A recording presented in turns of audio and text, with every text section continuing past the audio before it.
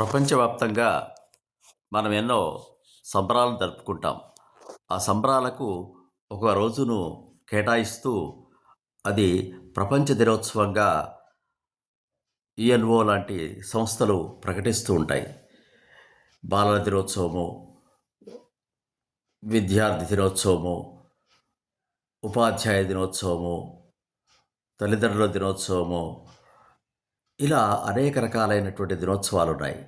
కానీ దురదృష్టకర సంఘటన ఏమిటంటే రోగాలకు సంబంధించి కూడా దినోత్సవాలను ఏర్పాటు చేసుకోవడం జరుగుతోంది. అయితే ఈ ప్రపంచ మధుమేహ దినోత్సవాన్ని నవంబర్ 14 నాడు జరుపుకుంటున్నారు.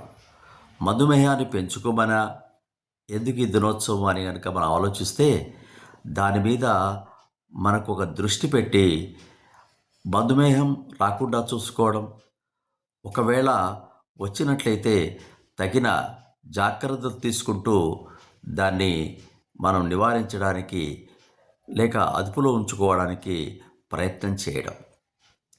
మధుమేహం మన శరీరంలో ఉందంటే త్రాచుపామును మన పక్కకు పడుకొని నిద్రించడం లాంటిది. ఏ నిమిషంలో ఏ ప్రమాదాన్ని అది మనకు పుంజుకొస్తుందో తెలియదు.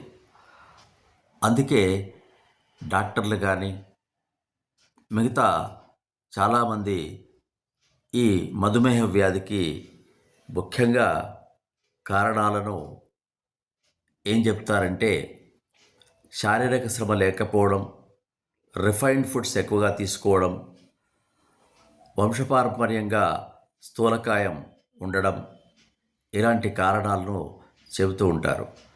అందుకే డాక్టర్లంతా ఏమంటారంటే ఆహార నియమాలు పాటించమని, శారీరక శ్రమపై దృష్టి పెట్టమని, మధుమేహాన్ని దరిచేరకుండా ఉండమని చెబుతూ ఉన్నారు.